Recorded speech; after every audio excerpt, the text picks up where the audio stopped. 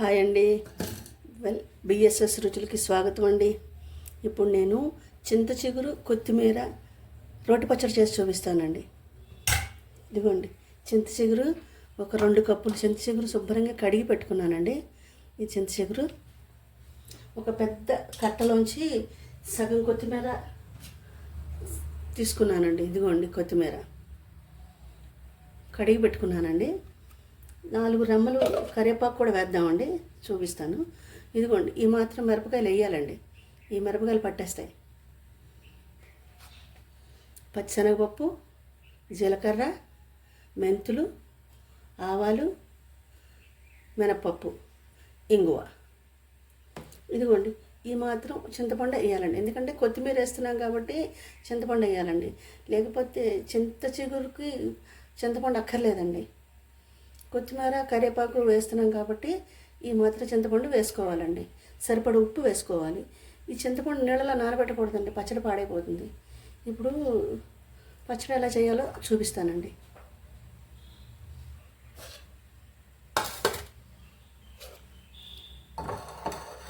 మూకుడు పెట్టానండి.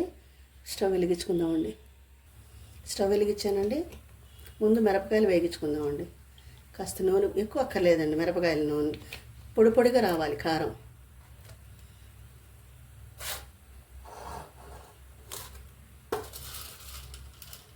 ఒక పావు చెంచా మినపప్పు, ఒక పావు చెంచా పచ్చిశనగపప్పు,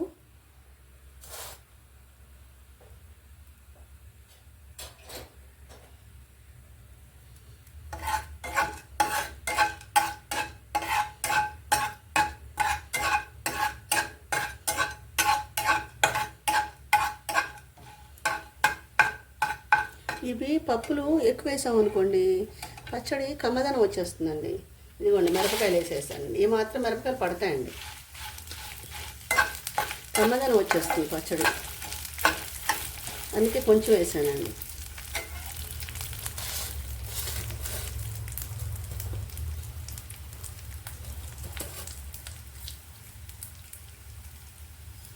ఒక చెంచా జీలకర్ర,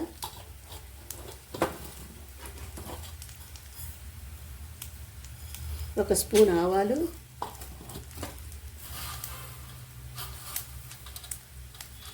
ఒక స్పూన్ మెంతులు,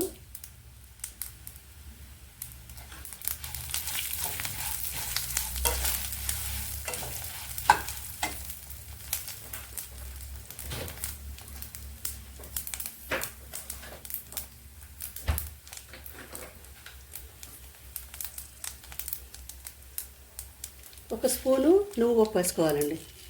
ఇందాక చూపించలేదు మీకు నేను. మిరపకాయలు వేగిపోయాక వేయాలండి. నువ్వు ఎక్కువ వేగక్కర్లేదు. ఎక్కువ నువ్వులు వేసుకుంటే ఆ ఫ్లేవర్ వచ్చేస్తుందండి.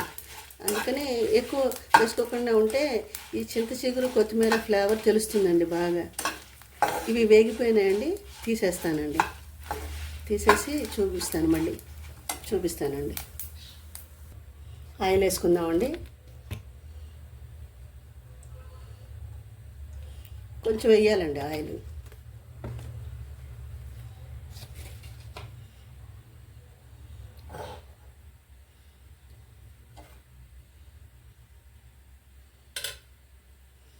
ముందు చింత చిగురు వేసుకుందామండి. శుభ్రంగా కడిగి పెట్టానండి నేను.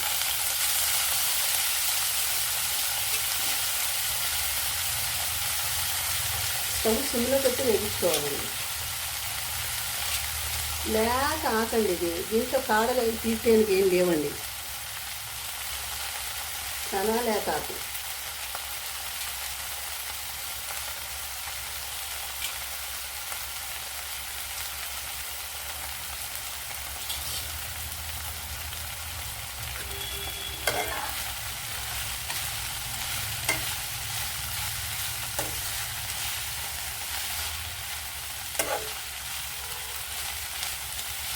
ఇదంతా చల్లారిపోయాక చేయాలండి పచ్చడి. చాలా బాగుంటుందండి. అన్నంలోకి, ఇడ్లీల్లోకి, దోశల్లోకి, క్యారేజీల్లోకి కూడా బాగుంటుందండి. ఇది నెల రోజులు ఉంటుందండి, పాడవదు.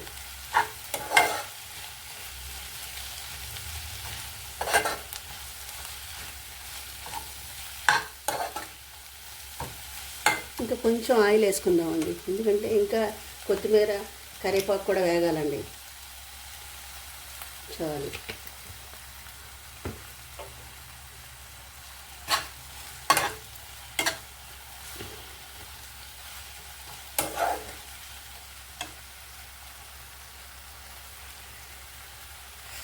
కరివేపాకు కాడ కూడా వచ్చేసిందండి. బాగా తాకండి, మగ్గిపోయింది. చూసారా ఎలా మగ్గిపోయిందో?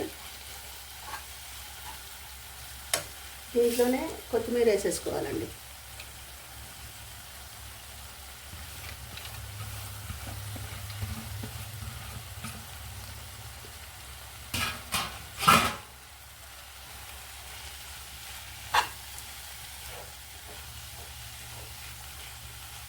విడివిడిగా వేగిస్తారండి, అక్కర్లేదండి, కలిపేస్తుంది ఏమవ్వదు.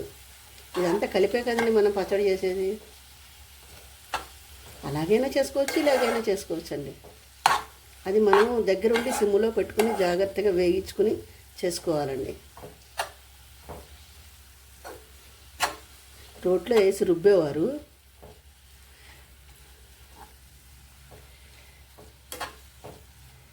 పూర్వకాలం రోట్లో వేసి రుబ్బేవాళ్ళండి. ఇప్పుడు దీంట్లో కొంచెం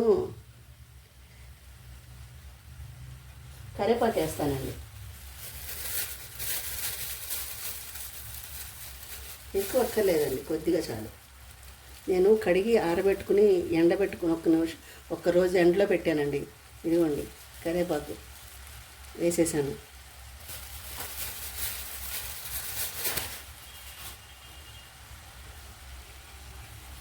మిరపకాయల్లోనే వేస్తానండి పసుపు, ఉప్పు. మీకు చూపించలేదు నేను. పసుపు, మిరపకాయలు చల్లారిపోయాక దాంట్లో వేస్తానండి. మీరందరూ బాగున్నారా? నేను బాగున్నానండి.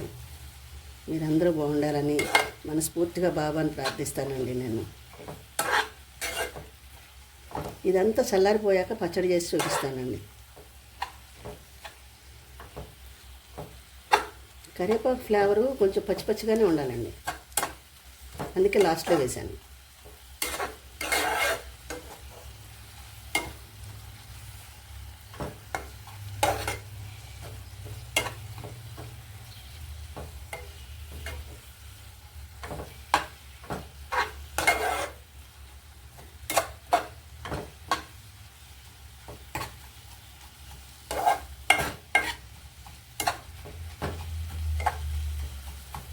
చాలా మంచిదండి ఈ పచ్చడి.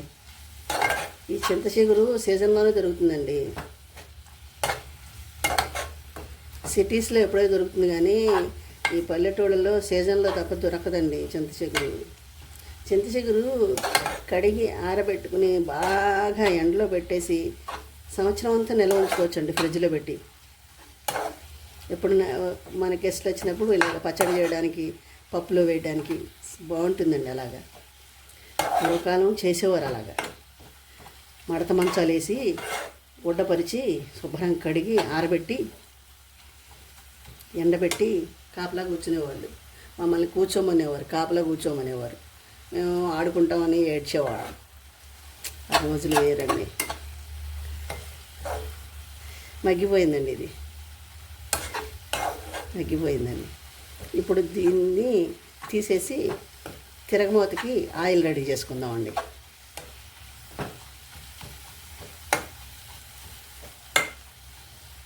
మగ్గిపోయిందండి ఇది.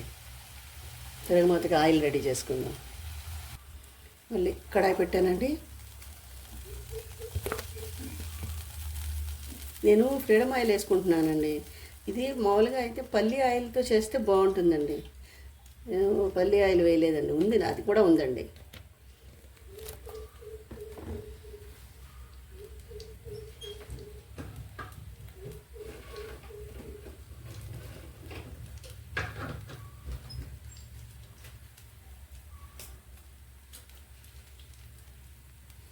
రెండు ఎండుమిరపకాయలు,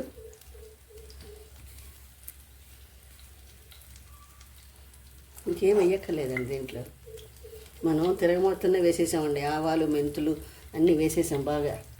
ఒక అర చెంచా ఇంగు వేయాలండి.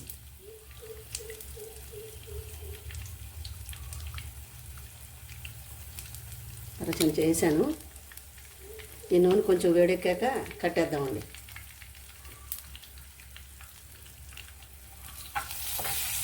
ఇవన్నీ చల్లారిపోయాక పచ్చడి చేసి చూపిస్తానండి.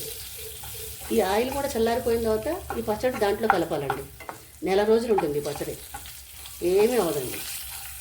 ఫ్రిడ్జ్లో పెట్టకపోయినా ఏమి అవ్వదండి. ఇది చూసారా ఇంగువ ఎలా కనిపిస్తుందో? అరచెంచా వేసానండి ఇంగువ. వేయాలి. వేగిపోయిందండి. స్టవ్ కట్టేస్తున్నాను. ఇది చల్లారిపోవాలండి. మొత్తం చల్లారిపోయాక పచ్చడి చేసి తీసుకొచ్చి చూపిస్తాను. ఇదిగోండి ఇన్ని వెల్లుల్లి రెమ్మలు కూడా వేస్తున్నానండి.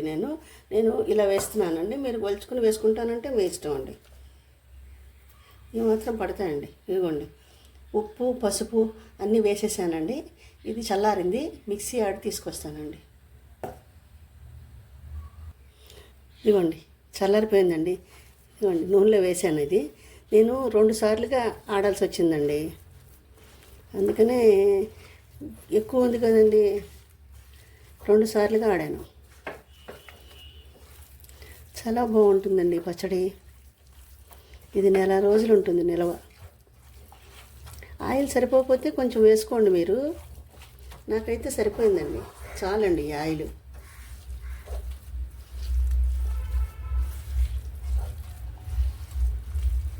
కొంచెం సేపటికి ఊరి ఆయిల్ బయటకు వస్తుందండి. బయటకు వదిలేస్తుంది ఆయిల్ని. సరిపోతుందండి అప్పుడు.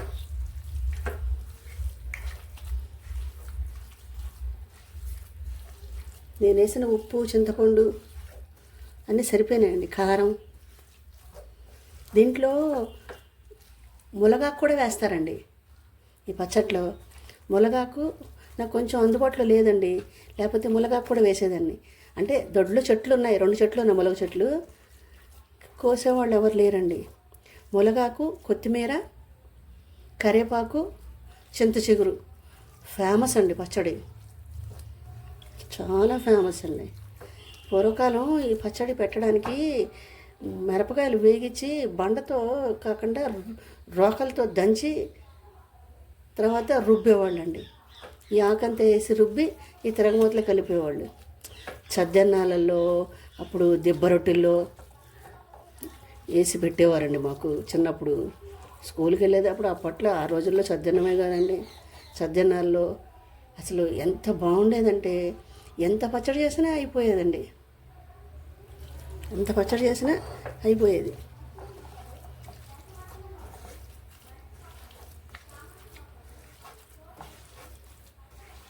చాలా బాగుంటుందండి పచ్చడి. మీరు కూడా ఒకసారి ట్రై చేయండి. దీంట్లో వెల్లుల్లిపాయలు కూడా దీంట్లోనే వేసి దంచేసానండి. చాలా బాగుంటుందండి. దీన్ని ఇంకా సర్వింగ్ బౌల్లోకి తీసుకోవడమేనండి. నేను వేసినవన్నీ సరిపోయినాయండి. మీరు కూడా ఒకసారి ట్రై చేయండి. నా ఛానల్ని సపోర్ట్ చేయండి. ఇప్పుడు దీన్ని సర్వింగ్ బౌల్లోకి తీస్తానండి.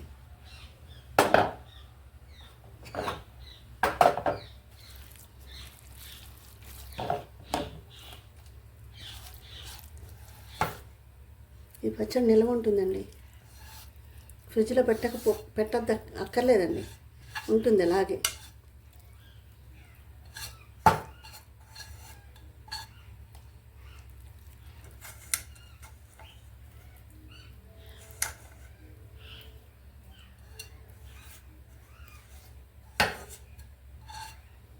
గిన్నె రొట్టెలని మా చిన్నప్పుడు గిన్నె రొట్టెలు కాల్చేవాళ్ళండి. పెద్ద పెద్ద ఇత్తడి గిన్నెలు.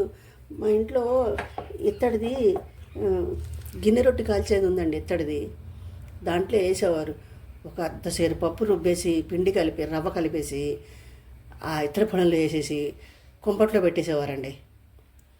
అసలు ఒక ముక్క 4 ముక్కలు 6 ముక్కలు అలా కోసేవారు. కోసి ఇచ్చేవారు అన్నమాట. దాంట్లో కూడా బాగుంటుందండి పచ్చడి.